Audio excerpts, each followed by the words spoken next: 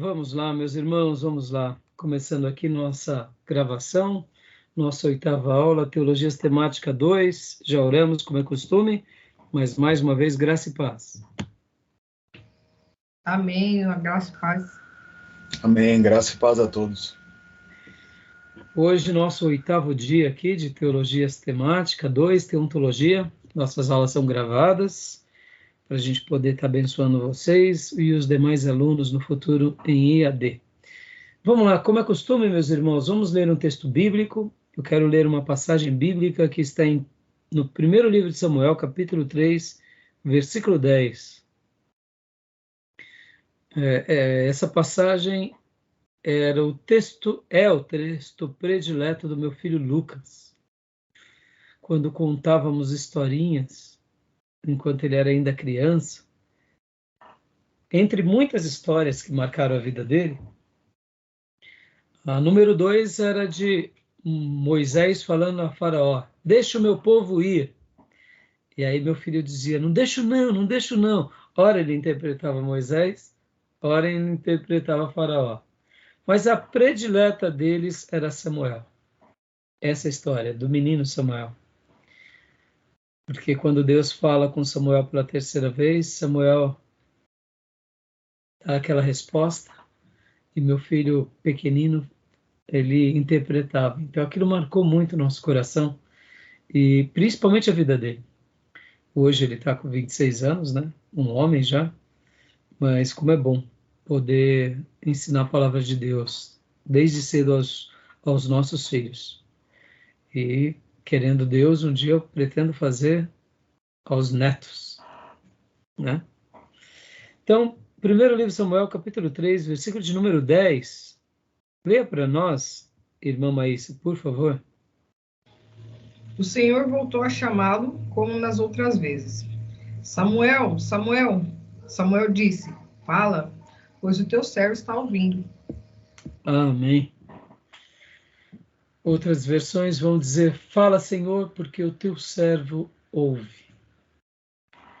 Estamos estudando sobre a Trindade, irmãos. E hoje vamos dar continuação sobre esse tema. E eu queria apenas dizer isso para vocês. Tudo que a Bíblia fala é Deus falando.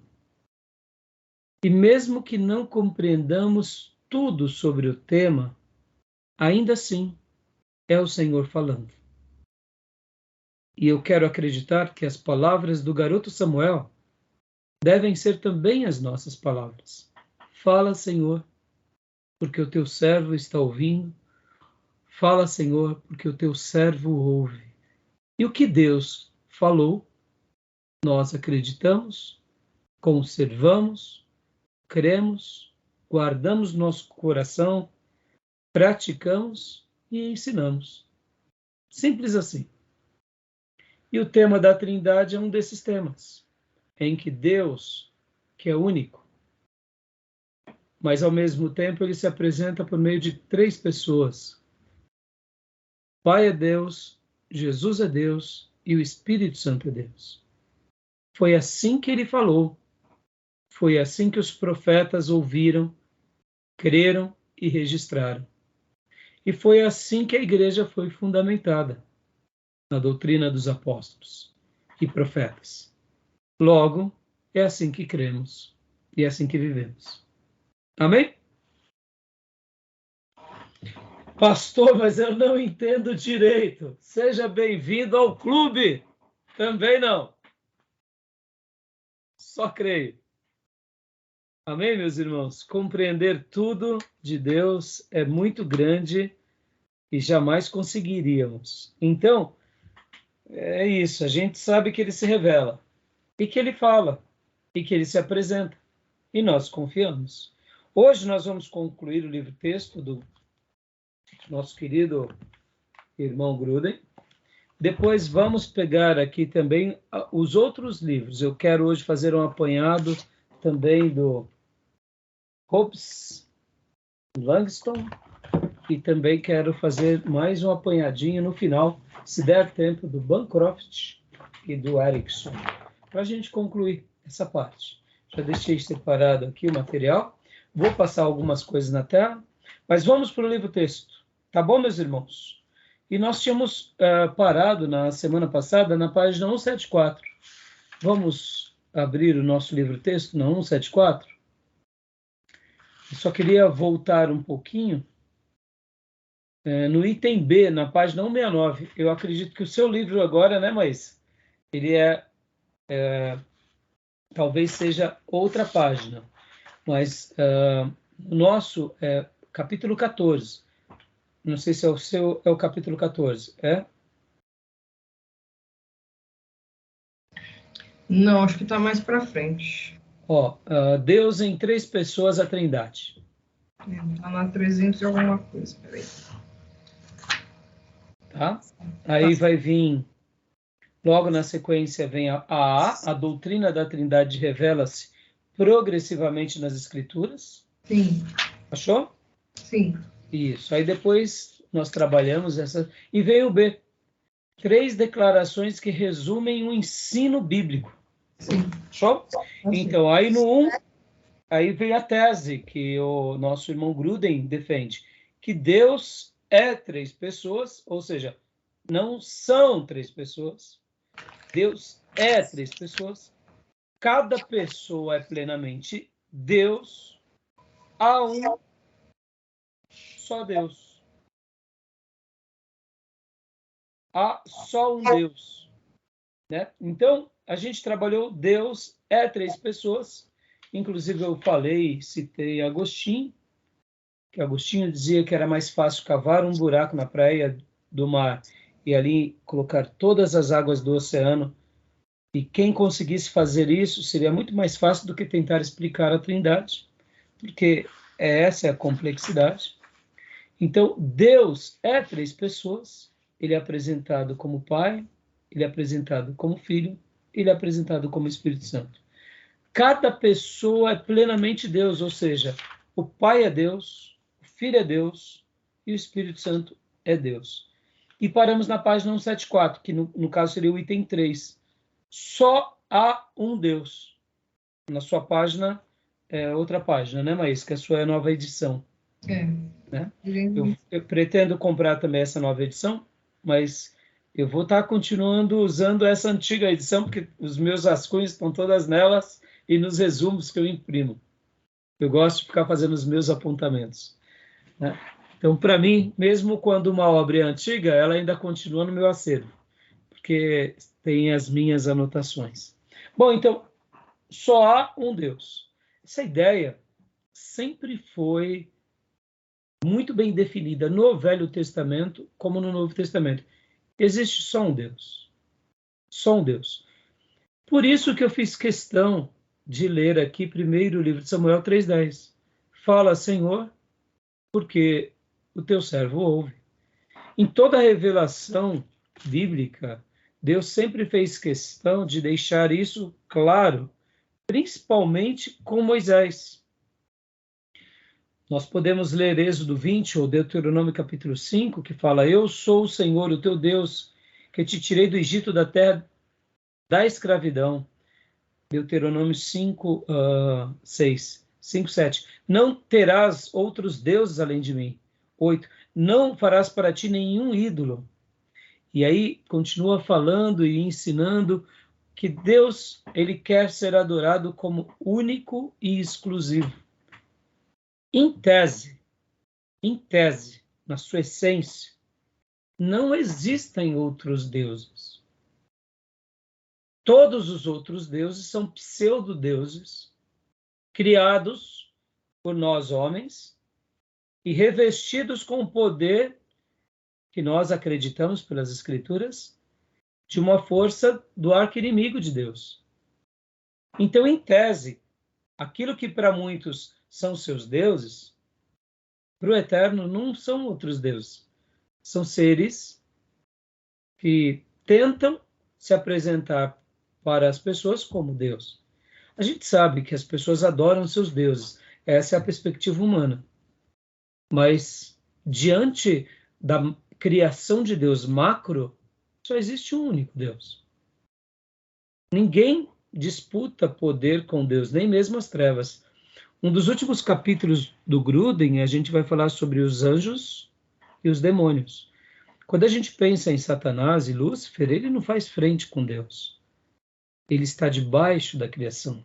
Ora, e se Lúcifer, como arqui-inimigo de Deus, não faz frente com Deus, quem dera um ídolo de bronze, de gesso, de metal. Mesmo que uma nação toda adore tais deuses, diante de Deus isso não é nada. Mas e por que há um poder sobre essas religiões, sobre esses deuses? É porque a gente sabe que há um poder por parte do arqui-inimigo de Deus. É simples assim. Mas nessa construção maior, a gente pode dizer e afirmar que de fato Deus é único. Então a revelação deixa isso muito claro. Tudo bem até aí, meus irmãos? Nenhuma dúvida disso? É claro que no decorrer dos anos e da história da humanidade, das nações, eles adoraram seus deuses. Então, na perspectiva das nações, cada um tem o seu Deus, de uma tribo indígena, de uma nação. Mas na perspectiva do Eterno, só existe um Deus, né? Fala, Gil, quer fazer alguma pergunta, algum apontamento? Não, sobre isso que o senhor falou, é bem claro, né? Tá tudo bem claro. Eu queria fazer uma pergunta para o senhor a respeito de tudo que nós já falamos sobre as Então, três pessoas, pode fazer. as distinções de cada pessoa. Certa vez eu ouvi um pastor pregador falar e fazer uma comparação, né? Ele falava a respeito da Trindade e ele comparou o Espírito Santo simbolicamente como sendo a mãe em uma família, Deus sendo uma família. O que o senhor acha? Isso é confortável assim? Então, eu particularmente não acho confortável. Eu vou te dar a explicação. Porque mesmo que a analogia aparentemente seja boa, ela pode até ser boa, como ferramenta didática. Porque assim como Deus é Pai, Jesus é Filho, se nós colocássemos o Espírito Santo como uma mãe, teria um papel muito lindo no que se diz respeito ao seu significado. Porque o que é uma família? Senão a união de um homem e de uma mulher para, por meio deles, nascerem quem? Os filhos. Ou seja, é uma analogia brilhante. Tanto é que essa é uma das analogias mais lindas e mais valorizadas pelo próprio Deus. A questão da família. Pode ver que quando Jesus se apresenta, ele se apresenta como noivo e a igreja ele coloca como noiva. Ou seja, dando uma relação de família. Mas quando a gente pega a figura do Espírito Santo, eu acho que não é bom. Porque pode dar alguma alusão àquilo que as outras religiões fazem. Porque vocês sabem que nós, no cristianismo, não temos um problema, nós protestantes, claro, um problema com a questão da adoração a Maria. Mas no momento em que eu trato o Espírito Santo como uma mãe, reforça a ideia de Maria. E isso não só é no caso de nós cristãos, por causa do catolicismo, mas podem ver que nas muitas religiões sempre há uma deusa forte também. A mitologia grega, romana, vamos lembrar Diana, por exemplo, rainha dos Efésios. Então, a figura de uma mãe, eu acho que não é uma boa comparação. Eu acho. E, bom, vamos lá. Eu já vou fazer para vocês uns apontamentos que eu anotei aqui, de perguntas, para que a gente possa refletir melhor sobre alguns temas. Então, eu quero acreditar que se Deus não quis usar essa figura de linguagem, a gente não deve usá-la. Eu também, quando ouvi, não foi muito palatável, assim, para mim, não. Tentei receber da melhor forma, mas não foi muito palatável, não. E por que eu digo isso, Gil? Se o próprio Deus que chamava o Espírito Santo de Espírito Santo, lembra que na última aula eu falei para vocês, tá bom, se são 3 pessoas, nós temos o nome do Deus Filho, que é Jesus. Mas nós não temos o nome do Deus Pai. e nem nós temos o nome do Deus Espírito Santo. Nós atribuímos que o Pai chama-se Pai por convenção, e porque a revelação só chama ele de Pai ou de Papai. E nós só temos o nome do Espírito Santo como Espírito Santo, porque também a revelação diz que é Espírito Santo. No máximo chama ele de Consolador, dá uma nova designação, mas também não é o nome. Consolador ou Conselheiro. E depois temos o Espírito de Deus, mas nós temos várias palavras, mas qual é o nome do Espírito Santo? Nós não temos. E qual é o nome do Pai? Nós não temos.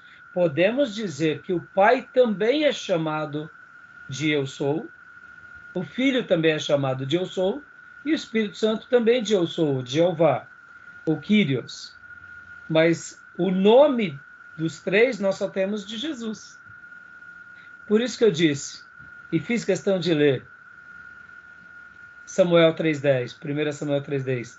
Fala, Senhor, porque o teu servo ouve. Ele falou que o nome era Pai, então a gente tem como Pai. O Senhor falou que o nome é Espírito Santo, então nós temos Espírito Santo. E o Senhor falou que o nome dele seria Jesus, então nós temos Jesus. Pastor, mas poderíamos não ter o nome de Jesus. É verdade, ele poderia talvez nascer, ser chamado filho de José e de Maria sem um nome. Mas eu acho que seria difícil nascer um ser humano sem uma identidade humana. Então, deduzo que pelo fato de Jesus ser 100% Deus e 100% homem, o nome de Jesus vem porque, de fato, ele se tornou homem. Senão, possivelmente, ele não teria nem, talvez, um nome. Mas pelo plano redentivo, ele precisou de um nome. Agora, pastor, por que ele não tem nome? Não sei te dizer. Eu só sei te dizer uma coisa. Deus falou e eu creio no que ele falou. Que é Pai e não tem nome. Que é Filho e tem nome. E Espírito Santo não tem nome. Entendeu? Então, eu prefiro seguir o que o texto sagrado diz e aceitá-lo. Mesmo sabendo que os adjetivos, os substantivos que a gente vai tratar dos nomes, são coisas que agregam a mais, mas podem ver que no Velho Testamento, Jesus, e deduzimos ser Jesus, ele era apresentado como que o anjo do Senhor, ali era o anjo do Senhor. Né? Então, assim, mas é isso, né? Ou senão ele era o maravilhoso, né? Não só em Isaías, mas em outras passagens, né? Seu nome é maravilhoso. Tá bom? Então, eu não gosto, eu não acho muito palatável. Ainda mais diante do cristianismo católico apostólico romano. Podem ver que Maria, ela é apresentada em toda a cultura católica como uma nova padroeira. Não sei se vocês sabem disso. Quando vocês forem estudar religiões comparadas, nós veremos isso. Aqui no Brasil é Aparecida. Portugal é Fátima. No México é Guadalupe. Cada cultura, Maria é apresentada como um ídolo, uma padroeira naquela cultura. Isso é muito perigoso e é muito herético. Você vê que é a figura feminina, né? E por que há uma força na figura feminina, irmãos? Porque todos nós temos assim, uma valorização muito grande pela mulher. Então, quando a gente traz uma figura feminina, há uma identificação, ainda mais com esse papel de uma matriarca, né? Na realidade, só para vocês terem uma noção, olha só que interessante. A figura feminina no Novo Testamento está na igreja. Ela é noiva. A igreja é noiva. Então, a figura feminina deixada no texto é para a igreja. Mais nada. Tá bom? Pode ver que o lado feminino, ele é acolhedor. O lado feminino, ele tem esse lado mais afetivo. Por isso que eu acho que comparar o Espírito Santo a uma mulher, ainda mais a uma mãe, não é muito bom. Ou melhor, não é bom, porque distorce a revelação. Por outro lado, como eu disse, uma figura de linguagem, uma analogia, né? Muitas vezes o pregador, irmãos, ele tenta pôr uma ideia e muitas vezes a gente não consegue pôr a melhor ideia, né? Por isso que eu achei que Você está certo. Então vamos ler o livro-texto? Maísa, leia para nós. Só há um Deus.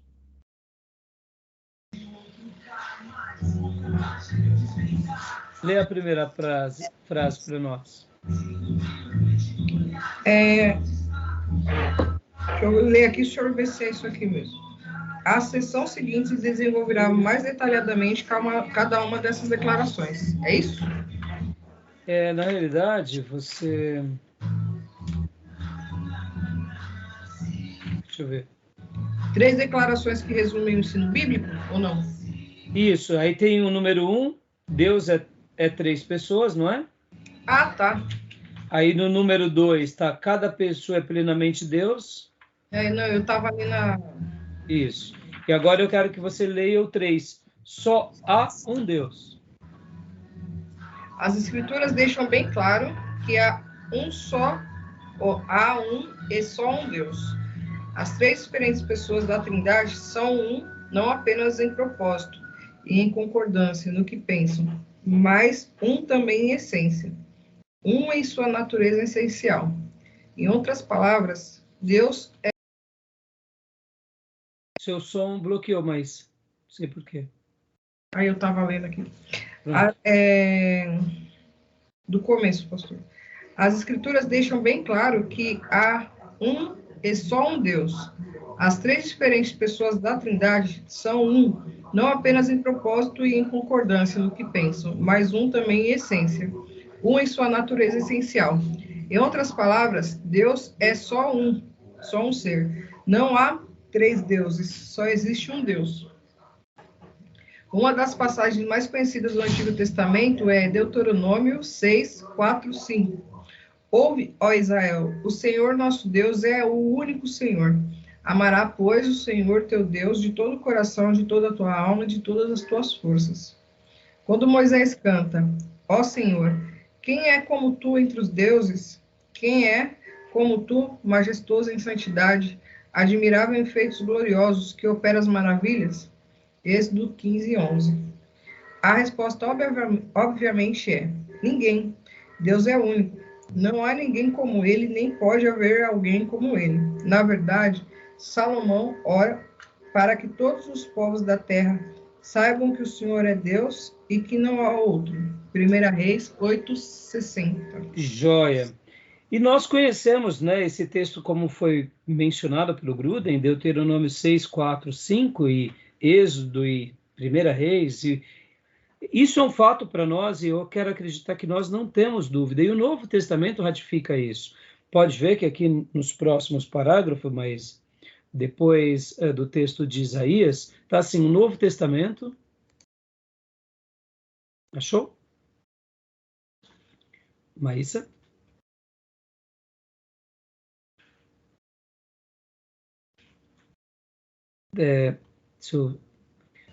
Logo aqui, ó, um pouquinho para frente, o Novo Testamento, tanto o Antigo Testamento quanto o Novo Testamento afirmam isso. E agora o Novo Testamento também. O Novo Testamento também afirma que há somente um Deus. Paulo escreve, pois há um só Deus e um só mediador entre os deuses e os homens, o homem Cristo Jesus. Entre Deus e o homem. E os homens. Isso. Né? Olha que interessante. Vou parafrasear mais uma vez o menino Samuel. Fala, Senhor, porque o teu servo ouve. Olha esse texto de 1 Timóteo 2,5. Portanto, há um só Deus. Bom, né? Há um só Deus. E um só mediador entre Deus e os homens, vírgula, Jesus Cristo, vírgula, homem. Ele menciona o Deus único. E agora ele está mencionando um dos ofícios de Jesus como mediador, ou como intercessor, ou como o elo que nos une. Aquela figura de linguagem que é vista e desenhada em muitos quadros e agora até feito em artes digitais, de um grande abismo. De um lado é Deus e a eternidade, e do outro lado é o ser humano, e no meio desse abismo são as trevas, onde se bota uma cruz, e ali as pessoas passam por cima da cruz. É É uma figura de linguagem brilhante, que representa que na cruz, por causa de Jesus, sempre lembrando que quando citamos cruz, não é cruz vazia, é o que foi feito na cruz, é a obra realizada pelo Filho de Deus, que é Deus na cruz, nos une. Então, percebe que quando Paulo fala há um só Deus e um só mediador entre Deus e os homens, ele também, de uma forma assim, eu diria, por fé, ele está trabalhando como pai, ele está trabalhando com o filho, com toda tranquilidade, mostrando que é Deus, fazendo um trabalho entre Deus e o filho, e o mediador, que é Jesus, que nos une. Pode ver que nesse texto, Paulo, ele não tem uma necessidade de falar do Espírito Santo aqui. Eu ouvia um debate sobre aquela igreja, a Voz da Verdade, um dos fundadores, e um professor que é do ICP. E a maneira em que esse pastor, né, assim chamado, da Voz da Verdade, porque eles são unicistas, ele tentava mostrar que no Novo Testamento o Espírito Santo ele é meio desprezado.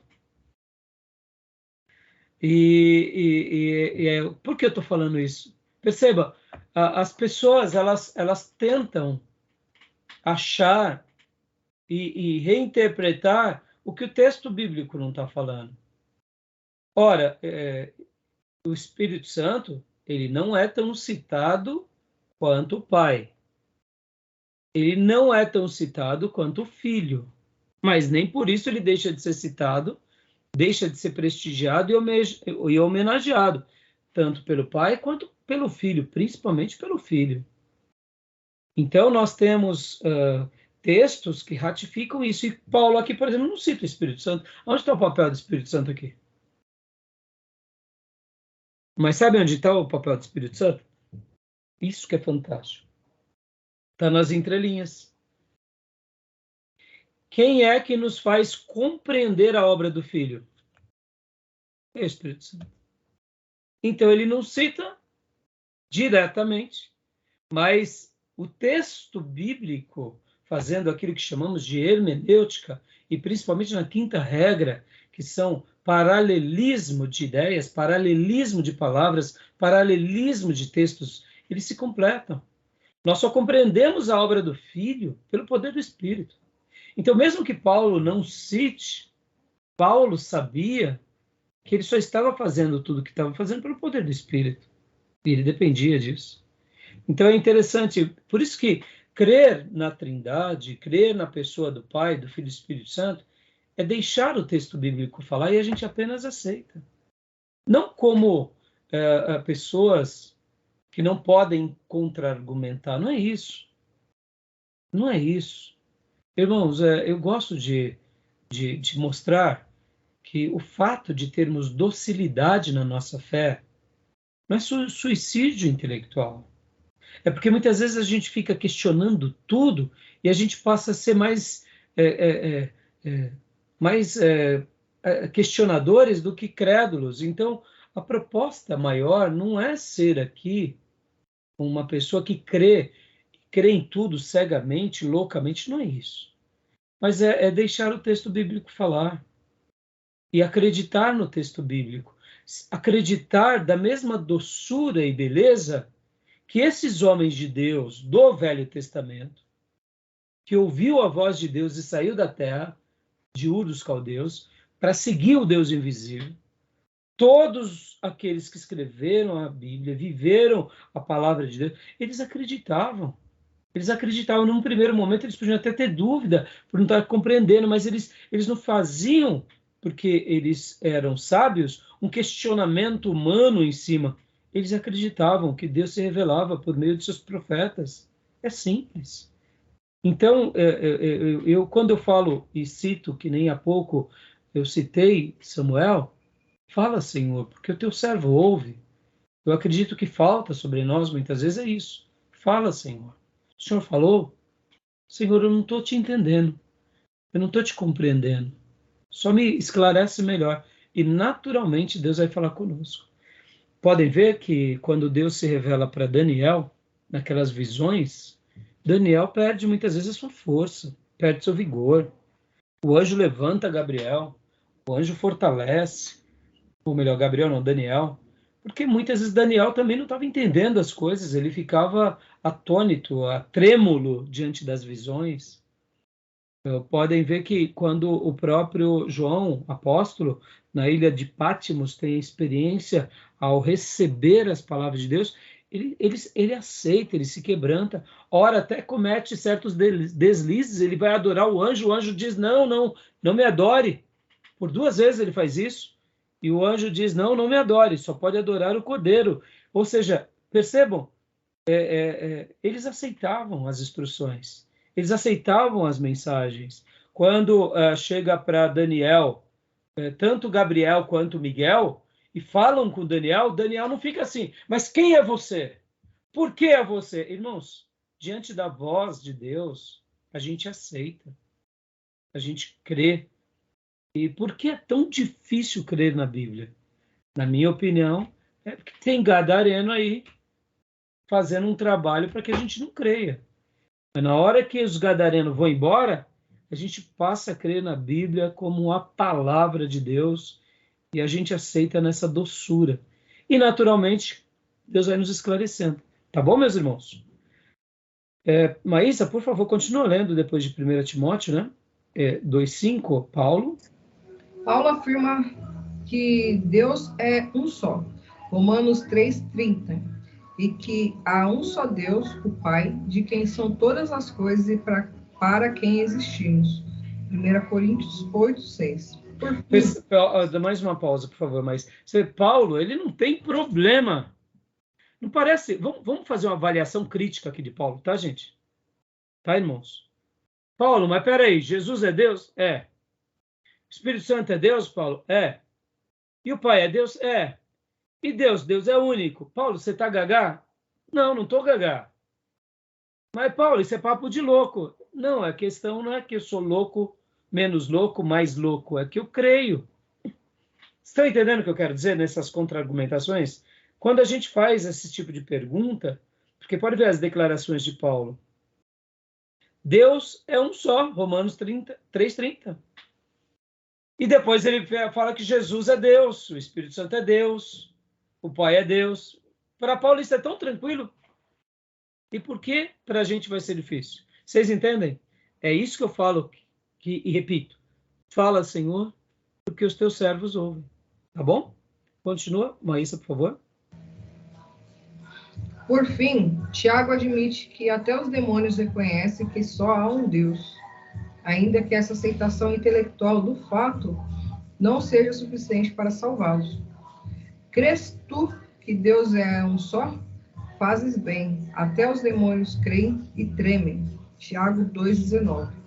Mas Tiago afirma nitidamente que faz bem quem crê que Deus é um só. Podem ver que nessa afirmação do diabo, o diabo não diz assim, não, mas eu também sou Deus. Por exemplo, né? Vamos supor que houvesse uma réplica das trevas. O diabo sabe que ele é um anjo caído, que ele tem força, sim, mas Deus é na perspectiva dos caídos. Ele é Deus dos caídos, mas diante do eterno, ele não passa de um anjo rebelde, de um ser condenado. Logo, ele não é Deus. Tá bom, meus irmãos? Tranquilo? 4, Maísa, leia para nós, por favor, só o começo aqui desse 4. Ó. Tá, todas as analogias têm lacunas. Às vezes, pessoas têm usado várias analogias derivadas da natureza ou da experiência humana para tentar explicar essa doutrina. Embora essas analogias sejam úteis em um nível elementar de compreensão, todas elas se revelam inadequadas ou enganosas em uma reflexão mais aprofundada. Dizer, por exemplo, que Deus é como um trevo de 3 folhas, que mesmo tendo 3 partes é apenas um trevo, não é satisfatório, pois cada folha apenas faz parte do trevo, e não se pode dizer que nenhuma das folhas é todo o trevo. No entanto, na Trindade, cada uma das pessoas não é apenas uma parte separada de Deus, é plenamente Deus. Além disso, a folha de um trevo é impessoal e não tem uma personalidade diferente e complexa como cada pessoa da Trindade. Tá bom até aí. Na realidade, logo depois que você acabou aquele texto há pouco, no seu livro não tem... já foi para o 4, né? Todas as analogias têm falha no seu livro, né? Então, no nosso 4 as soluções simplistas necessariamente negam um dos ensinamentos bíblicos. Deve ser o 5, não tem no seu? Deixa eu ver. Né, Gil? Então, para o futuro, né, não tem problema. Então, Gil, leia para nós agora o 4, que na realidade da versão antiga, só as primeiras partes, porque eu ia fazer só um apontamento, já ia fazer um apontamento desse, para a gente já prosseguir, né? Então, vamos fazer o apontamento da Maísa. Todas as analogias têm falha. Lembra que na última aula eu falei sobre essa questão do ovo? Sim. Né? Quando falamos do triângulo, quando falamos da água, todas as analogias elas acabam tendo falhas. Aqui ele vai trabalhar sobre várias analogias. Ele vai trabalhar sobre a analogia da água, ele vai trabalhar sobre a analogia da árvore, raízes, tronco e ramos constituem uma só árvore. São figuras de linguagem que podem servir para explicar, mas mesmo assim são limitados. Por exemplo, outra analogia que ele usa também aqui é do ser humano, intelecto, emoção e vontade, ou seja, gera uma pessoa. Então, não há uma analogia na natureza ou na vida que exemplifique a pessoa de Deus e que dê, de fato, as dimensões daquilo que ele representa na sua essência e na sua substância. Porque mesmo quando a gente vai fracionar, a substância do Pai, do Filho e do Espírito Santo são as mesmas, no sentido assim, como Deus, mas são distintas como pessoas. Logo, não tem como a gente pegar, por exemplo, nada parecido, porque ele é único, indivisível, ou melhor, né, incompreensível, divisível no que se diz respeito à sua pessoalidade, mas incompreensível, porque como compreendê-lo plenamente? Então, se torna muito difícil explicar e compará-lo com qualquer analogia do planeta.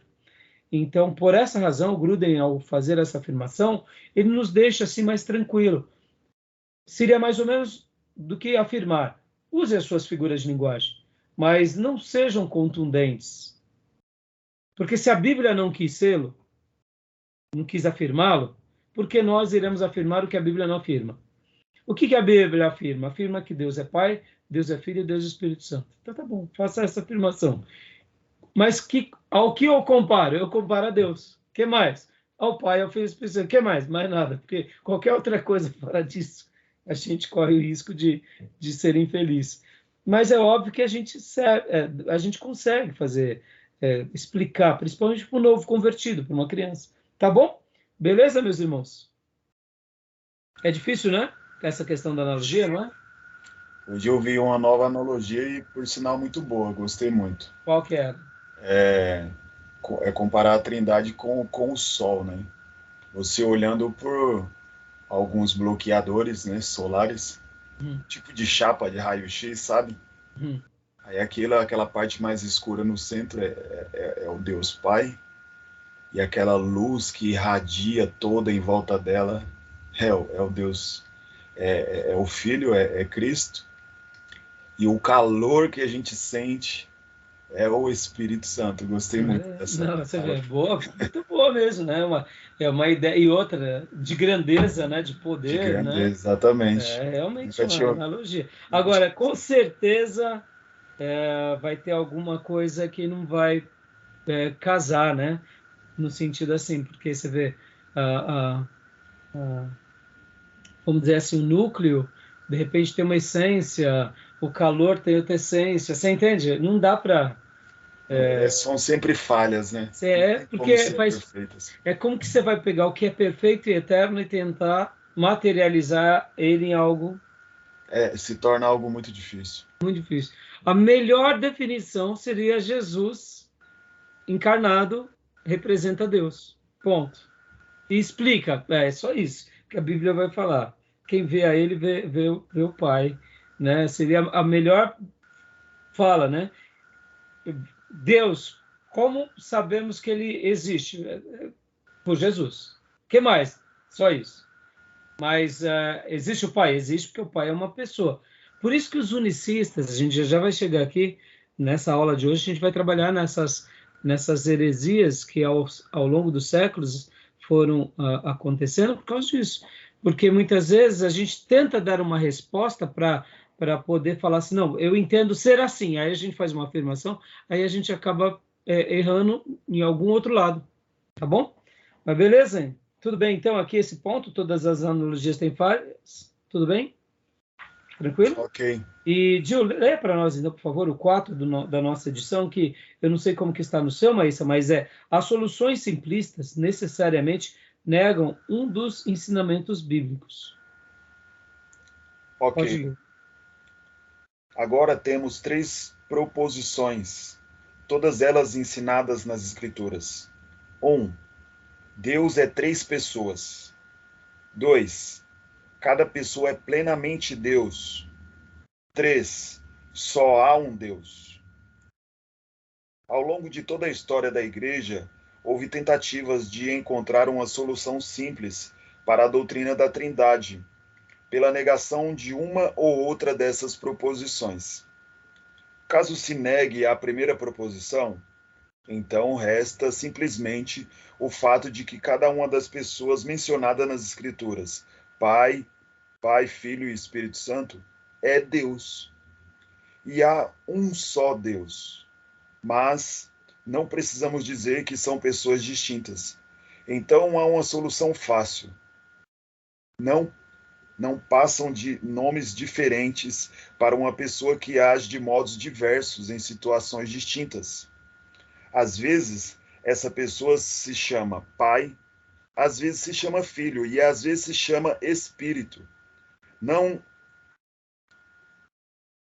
temos dificuldade para compreender isso, pois sabemos por experiência própria que a mesma pessoa pode agir em dada situação como advogado, por exemplo, noutra como pai de seus filhos, e noutra como filho diante de seus pais. A mesma pessoa é advogado de que Deus Pai envia Deus Filho ao mundo. Não, você pulou uma linha. Pulei uma linha. A mesma pessoa é advogado. É advogado, pai e filho. Mas tal solução negaria o fato de que 3 pessoas sejam indivíduos distintos, de que Deus Pai envia o Deus Filho ao mundo, de que Filho ora ao Pai e de que o Espírito Santo intercede junto ao Pai por nós. Ou seja, obrigado, Gil. Quando a gente tenta também ser simples demais, a gente só se perde. E aí abre precedentes para quê? Para as heresias. Então, para a gente até pontuar essa parte, está claro para vocês que não tem como também ser simplista? Ser simples não é ser simplista. A explicação da Trindade ela é simples, mas ser simples não quer dizer que seja difícil de ser entendida. É simples quando se diz como comunicação. Deus é Pai, Deus é Filho, Deus é Espírito Santo. Existe só um Deus e Deus é 3 pessoas. Isso é simples. É uma definição simples. Ela é complexa, ela é difícil de ser entendida, mas uma coisa é ser simples, outra é ser simplista. Tentar tirar a complexidade para tentar dar uma resposta aparentemente melhor só abre precedente para heresias. Deixa eu contar a história para vocês. Eu tinha menos de 6 anos de idade. Já estava fazendo estágio para teólogo, tá? Deixa eu dizer por quê. Eu via minha mãe, quando criança, era muito peralta, tá, gente? Era muito peralta. Pensa no menino peralta, que eu tenho as minhas memórias sempre aprontando, correndo da minha mãe, a baixinha tentando me pegar. Sempre fui muito ativo. E aí, diante das minhas peraltices, minha mãe falava, ai, meu Deus! Ai, Jesus! Ai, meu Deus! E aí eu via ela falando, e aí eu sempre tive muito interesse de querer conhecer a Deus. Eu lembro disso porque eu me mudei para a Zona Leste, eu tinha 6 anos de idade. E eu morava na Cachoeirinha, então quando eu fiz essa pergunta para minha mãe, eu tinha por volta de 5 anos de idade. Eu falava, mãe, a mãe fala Jesus. Tá, quem é Jesus? Ela fala, Jesus, onde está Jesus? Está lá no céu. Quem é Jesus? Jesus é Deus. Tá, e quem é Deus? Ah, ela faz assim, ai, filho, é tudo lá de cima. E eu falava, tá ajudando, mas tá ajudando, mãe. Né? Menos de 6 anos, irmão. Já era estágio para seminarista, para teólogo, né? Tá, eu via ela falando, ai, meu Deus do céu, ai, Jesus, meu Deus do céu, Jesus. Então eu queria saber quem era Deus, quem era Jesus. Olha, a Trindade já em loco aos 5 anos de idade, né? E eu falava, tá, mãe, mas quem é Deus? Ah, Deus é Deus, Deus é o Criador. E Jesus, ele é o Criador. Mas me explica, mas... ela fazia assim meio desesperada, complicou, deu chute. É tudo lá de cima, filho. E aí ela, deixa eu fazer minhas coisas. E eu ficava assim, puxa vida. E eu digo isso, irmãos, isso marcou demais a minha vida. Você vê, o desejo de conhecer, né? E muitas vezes ser simplista não ajuda, né? Se ela tivesse tido aula aqui no seminário, a Dona Rosa, de vez em quando a Dona Rosa assiste umas aulas nossas, viu? Ela Ela era assiste. cristã, pastor? Já Não, nessa... ela era católica. Ela era católica. Depois que eu me converti, aí eu falei para ela do amor de Deus, ela entendeu. Num primeiro momento, ela ficou assim com muito receio, né? Porque imagina, somos nordestinos, né? Meu nome é Raimundo, irmãos, porque lá no Nordeste, quando as parteiras elas davam a luz, né, para as mulheres, e era o primeiro filho, imagina, lá no sertão, nascendo nas casas. Então, o santo das parteiras é o São Raimundo Nonato. Então, meu nome, ele é uma homenagem a São Raimundo Nonato. Quando foi fazer o registro, o escrevente perguntou se tinha algum nonato na família. Não tinha. Então, meu nome ficou só Raimundo. Mas na família, meu apelido é Nato. Né? Entendeu? Então, assim, o Raimundo veio, Nonato não, né? Então era para ser Raimundo Nonato, porque eu sou o filho mais velho, nasci no interior, no sertão, com parteira, numa casa, né? Então, assim, era o método que eles faziam. Então, minha mãe sempre foi católica, meu pai era católico, né, católico só de frequentar a igreja, mas a minha família sempre, principalmente parte da minha mãe, muito, muito religiosa. E Eu eu nasci de cresci. parteira também. Nasceu também, Parteira. olha aí, tá vendo? Eu perguntei porque os católicos, assim, eles costumam, quando vão chamar ou alguma coisa assim, eles falam, minha Nossa Senhora, minha Nossa Senhora. É, e aí, A minha mãe ainda tem esse costume ainda. a minha mãe, depois que eu me converti, eu falei para ela, mãe, olha, a Bíblia diz isso, aquilo, e aí ela se entregou a Jesus, tive a honra de batizá-la, né? Batizei meu irmão também, tive a honra de batizar meu irmão também. Meu pai até hoje ainda, até o momento ainda não aceitou a Cristo, mas a gente continua pregando, né? E assim, mas eu sempre tive uma inclinação muito grande pela questão religiosa. Eu comecei a frequentar a igreja católica, eu tinha uns 10 anos de idade sozinho. Eu ia para participar das reuniões. E eu sempre tive muito desejo de aprender sobre Deus. Eu me lembro que depois da classe de primeira comunhão, eu tinha um professor que ele era um seminarista, ele virou um padre, inclusive uma hora eu quero até ver se eu acho onde ele está, Francisco, ele era seminarista. E eu fazia tanta pergunta para ele, mas tanta pergunta, ele falava, ai meu Deus do céu, você não para de fazer pergunta.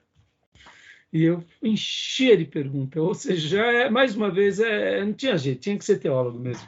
Sempre amei, eu falava, mas me explica a história dos judeus, mas me explica a história. Ele, ai meu Deus, chega, pelo amor de Deus. Eu fiz a minha primeira comunhão, eu tinha uns 10 anos, eu não pude fazer ainda porque era muito cedo, eu fiquei esperando, deu a data, fiz a primeira comunhão, depois eu fiz a crisma, e eu era um católico muito praticante. Lia muito a Bíblia, a Bíblia para mim era o livro de Deus, e foi por causa da Bíblia que eu tomei a decisão de seguir Jesus, né? Estamos aqui, ensinando a Bíblia, né? Então, assim, né, você vê, ó, mamãe, Quem é Deus? Deus está no céu, é Deus criador de tudo. E quem é Jesus? Jesus é Deus, mas como pode? Jesus, ai filho, não sei. É tudo lá de cima. Ai, ai. Então, simplista mesmo, irmão, não resolve, tá bom? Eu sei que é difícil para uma criança entender. Como que você vai explicar? Por isso que as analogias para a criança acabam sendo ferramentas úteis. Para adultos também, para novos convertidos, mas é importante a gente saber disso. Então, beleza? E agora aqui no 6 do nosso livro-texto, Gil, diz assim o 6, Deus existe eterna e necessariamente como trindade. Está no seu livro, Maísa, também? É o 5. Então, pode ler para nós essa frase, para a gente já ir para o próximo ponto. Deus existe eterno e necessariamente como trindade. Quando o universo foi criado, Deus Pai proferiu as potentes palavras criadoras que trouxeram o universo à existência. Deus Filho foi o agente divino que executou essas palavras,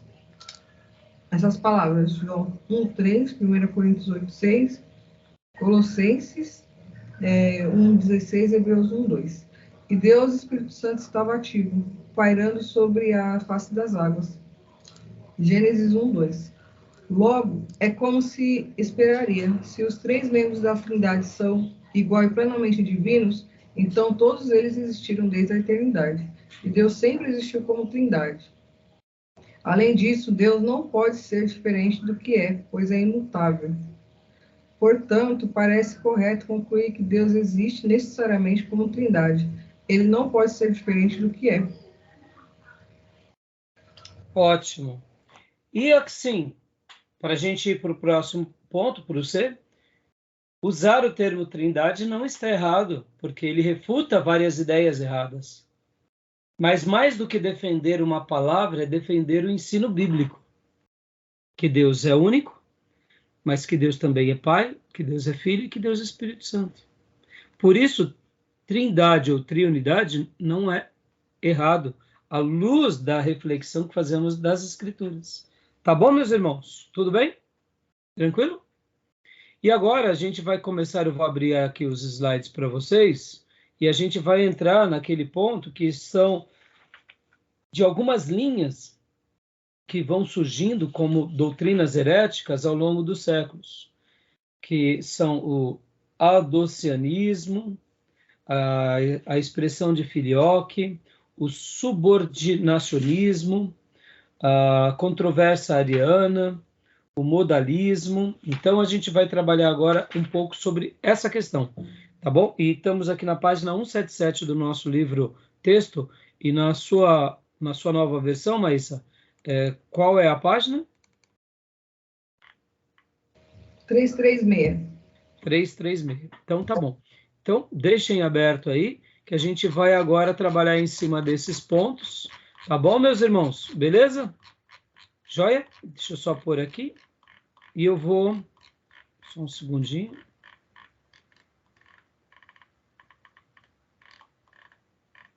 Isso, aqui. Então, a gente vai... Vou compartilhar agora aqui com vocês. Ó. Erros históricos sobre a Trindade, tá bom? Então, vamos só dar uma pausa nessa gravação. Já abro o segundo bloco e a gente já entra para essa parte. Eu também quero fazer aqui alguns questionamentos com vocês antes de ir aos slides e de dar sequência aqui ao livro-texto, tá bom? Alguma pergunta, alguma dúvida? Não, pastor, ok. Tranquilo. Então, vamos dar uma pausa de alguns minutos, beber uma água e ir a um banheiro e a gente já retorna, tá bom? Maravilha. Maravilha. Vou parar a gravação.